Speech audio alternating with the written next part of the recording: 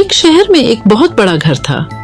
उस घर में मनीष अपनी 3 बेटियों के साथ हंसी खुशी रहता था। मनीष का शहर में बहुत बड़ा व्यापार था। उसके घर में किसी चीज की कमी नहीं थी सिवाय एक चीज के। मनीष की बीवी की मौत एक कार एक्सीडेंट में हो गई थी, जिसकी कमी हमेशा उसे महसूस होती थी। मनीष ने अकेले ही अपनी बेटियों को पाला पोसा था। उसकी 3 बेटियां बहुत ही सुंदर थीं, पर उसकी सबसे छोटी बेटी छाया सबसे सुंदर थी। मनीष अपनी दोनों बड़ी बेटियों से बहुत प्यार करता था, पर सबसे छोटी बेटी छाया को वो बिल्कुल पसंद नहीं करता था। उसका कारण ये था कि छाया जब पैदा हुई थी तभी उसकी माँ की मौत एक कार एक्सीडेंट में हो गई थी।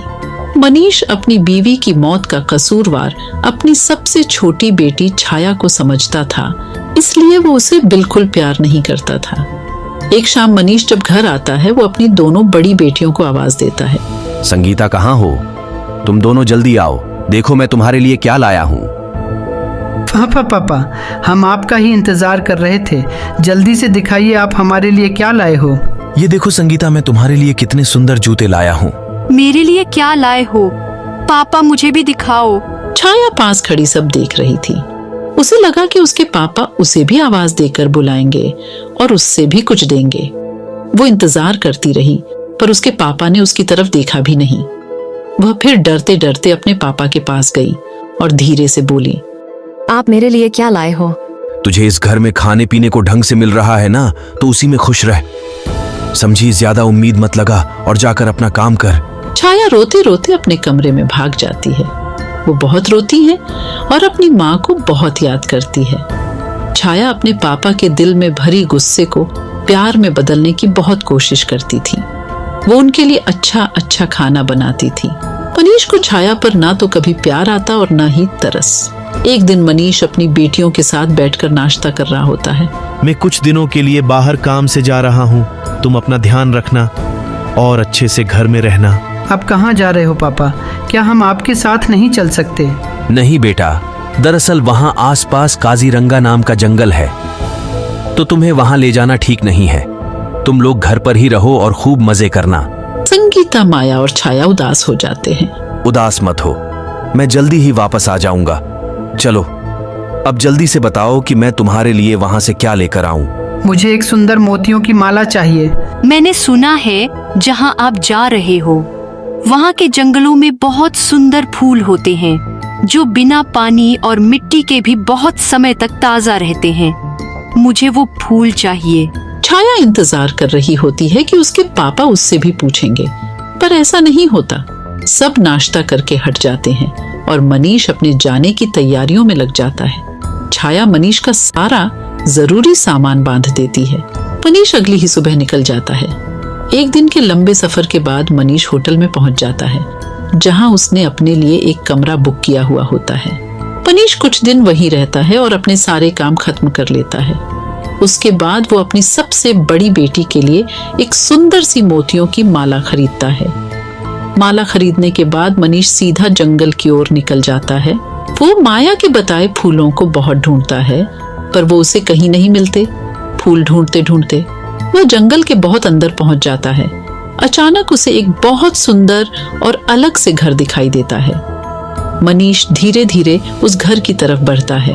उसकी नजर अचानक से उस घर के बगीचे पर पड़ती है, जिसमें माया के बताए हुए फूल लगे हुए थे। मनीष उन फूलों को देखकर बहुत खुश हो जाता है। आखिर वो खुश हो भी क्यों ना, वो शाम से उन फूलों को ढूंढ रहा था। अब मनीष बिल्कुल भी वक्त बर्बाद ना करते हुए उन फूलों को तोड़ लेता है और अपने थैले में भरने लगता है। फूल तोड़ते ही मनीष को बहुत अजीब सा महसूस होता है। आसपास बहुत तेज हवा चलने लगती है और अजीब सी आवाज भी सुनाई देने लगती है। मनीष बहुत ही डर जाता है। वो जल्दी से वहां से भागने लगता है, पर वो अचानक किसी से टकरा जाता है। मनीष गर्दन उठाकर ऊपर देखता है तो उसकी आंखें फटी की फटी रह जाती हैं। उसके सामने एक बहुत खतरनाक भूत खड़ा होता है। भूत भूत, मुझे जाने दो, मुझे छोड़ दो। ऐसे कैसे जाने दूं? तेरी हिम्मत कैसे हुई मेरे बगीचे से फूल तोड़ने की? अब मैं तुझे जिंदा नहीं छोड़ूंगा। भूत मनीष की गर्दन पकड़ लेता है और उसे मारने ही वाला होता है कि तभी मनीष रोने लगता है। मुझे छोड़ दो, मेरी 3 बेटियां हैं। वो मेरा घर पर इंतजार कर रही होंगी।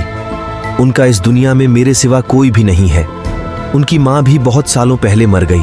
तू मुझे पहले ये बता कि तूने मेरे बगीचे से फूल क्यों तोड़े? मेरा बगीचा और उसमें लगे फूल मुझे जान से भी ज्यादा प्यारे हैं। मुझे माफ कर दो, मुझे नहीं पता था, मुझसे बहुत बड़ी गलती हो गई। दरअसल मेरी बेटी ने इन फूलों का जिक्र किया था और उसी ने इन फूलों को लाने के लिए बोला था। कहाँ है तेरी बेटी? क्या नाम है उसका? मैं उसे जिंदा नहीं छोड़ूंगा। अब मुझे अपनी बेटी को लाकर दें, वरना मैं तेरी जान ले लूंगा। मनीष को कुछ समझ में नहीं आ रहा था कि वो क्या करे। उसे तो अपनी दोनों बड़ी बेटियां और अपनी जान बहुत प्यारी थी। उसे कुछ भी समझ में नहीं आ रहा था। अचानक उसे एक तरकीब सोचती है। वो सोचता है, क्यों ना माया की जगह छाया का नाम इस भूत को बता दिया जाए, ताकि वो भूत माया की जगह छाया को खा जाए और हमेशा के लिए छाया की जिम्मेदारी मेरे सर से दूर हो जाए। मनीष माया की जगह छाया का नाम उस भूत को बता देता है। जल्द से जल्द छाया को मेरे पास लेकर आ, वरना मैं तुझे जान से मार दूंगा। मुझे बस कल तक की मोहलत दो, मैं छाया को लेकर यहाँ आऊंगा। अगर तूने कोई भी चालाकी की तो ये अंगूठी तेरी जान ले लेगी। इसलिए बिना सोचे अपनी छाया को मेरे पास लेकर आ। मनीष जल्दी से अपने घर जाता है। संगीता, माया और छाया यहाँ आओ। तीनों दौड़ती हुई मनीष के पास आती है। इस बार मनीष संगीता और माया की जगह छाया को गले लगा लेता है। दरअसल ये सब उसकी चाल थी, ताकि वो छाया को बहला फुसलाकर उस जंगल में ले जाकर उस जंगल में छोड़ सके। छाया बहुत खुश हो जाती है। उसके पापा ने उसे पहली बार गले लगाया होता है। बेटी छाया, तुम्हें मेरे साथ अभी कहीं चलना होगा। कहाँ पापा? वो मैं तुम्हें अभी नहीं बता सकता। छाया बिना कोई सवाल के अपने पापा के साथ चल पड़ती है। छाया पूरे रास्ते सोचती रहती है कि आखिर उसके पापा उसे कहाँ लेकर जा रहे हैं, पर डांट के डर से पूछने की हिम्मत नहीं कर पाती। मनीष छाया को जंगल में लेकर जाता है और छाया भी बिना कोई सवाल किए अपने पापा के साथ चलती रहती है। कुछ देर बाद वो भूत के घर पहुंच जाते हैं। मनीष छाया को उस घर के अंदर ले जाता है। घर के अंदर एक बहुत ही डरावना भूत बैठा होता है। छाया उस भूत को देखकर बुरी तरह चिल्लाने लगती है। बचाओ बचाओ पापा, पापा मुझे ये कहाँ ले आए? मुझे घर जाना है, मुझे बचाओ पापा। अब तुझे यही रहना पड़ेगा, समझी? भूत अपनी अंगूठी मनीष के हाथ से निकाल लेता है। मनीष अपने घर चला जाता है। छाया रोती रह जाती है, पर मनीष एक बार भी उसकी तरफ पलटकर नहीं देखता।